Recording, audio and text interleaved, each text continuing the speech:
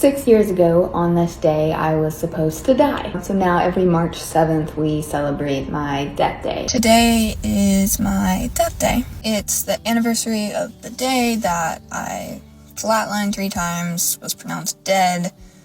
The doctors told my parents to tell everyone to come and say goodbye to me because I wasn't gonna make it.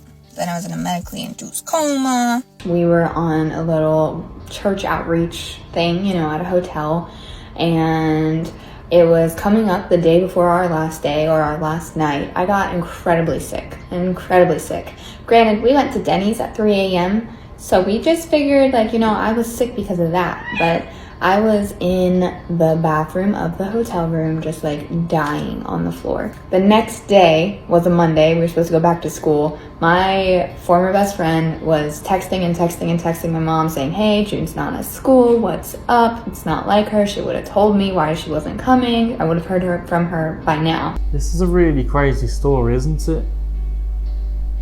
4 years ago since her day.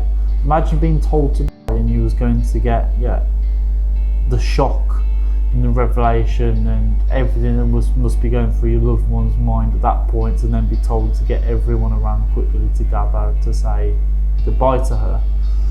Obviously, when she's in that medically induced coma and she's in it for 3 days, she doesn't pass away like the doctors expected because she's on life support. Obviously, it's a miracle of all miracles, and it's a really, really positive one that she doesn't kick the bucket and pass away. But it's weird though. I mean, she's telling this story 4 years on, and she's got to be thinking, wow, I went through this. This is the hardest thing I've ever gone through, and it must be really difficult to speak about. I'm just interested to know what was actually wrong with her, because obviously before then she seemed fine, so she must have caught something really, really infectious and bad. Who knows? My mom came home and checked on me and found me still passed out in my North Face and my Uggs on the couch. I shit myself, I peed everywhere, I threw up. It was disgusting. Mom starts flipping out, obviously. I don't look too good. She calls the ambulance, they come, they show up, they turn to her, they're like, is she always like this? She gets mad because she's like, what do you mean, is she always like this? No, she's not. Then a helicopter picked me up and went and took me to the top of the state. This all sounds fun, but I'm not in it, it's just my body at this point. So then they take me there, and then the doctors, they're like, we don't know what's going on. So, they turn to my parents and they say, you should call everyone that loves her and tell her to come and say goodbye. And then they're like, excuse me?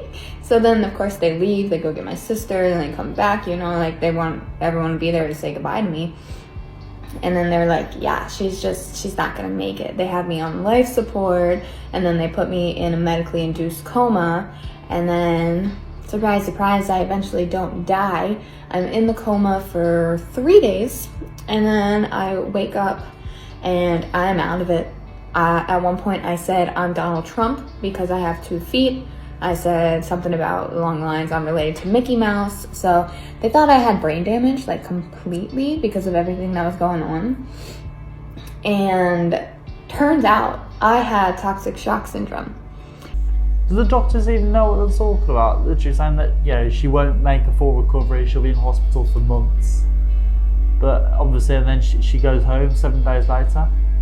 And, prior to it, the doctors told her that she wasn't going to make it. So it's either the doctors are just being proven wrong and she's just making a miraculous recovery, or they don't actually know what they're talking about.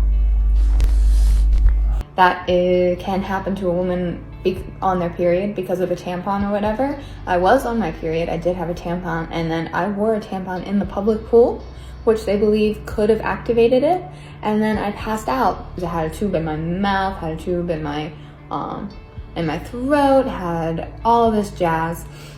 And they're like, okay, well, we're happy she didn't die, we're happy she woke up, but she'll never be like herself again. And if she does get through this, y'all are gonna be in the hospital for months. We have to, she's not doing good. Yeah, also not true.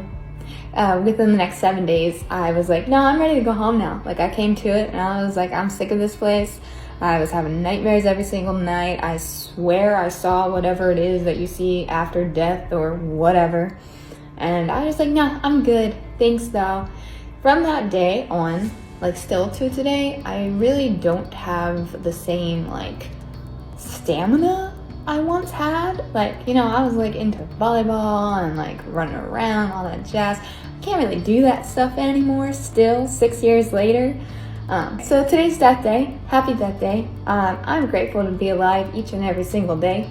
I think it deserves to be celebrated. Life deserves to be celebrated. Just celebrating by myself, being alive. I'm alone, but I'm alive. And I think that's the point. That is the point. So we're alive. So celebrate it.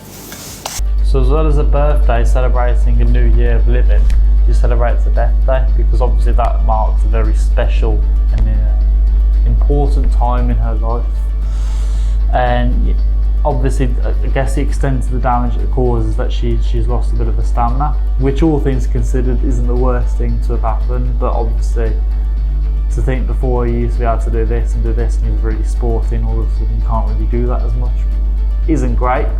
But again, there are worse things that could have happened, I guess. But I'm happy for her. She's turned the corner. It's brilliant, brilliant. Thanks for watching StoryTrender. Don't forget to like and follow.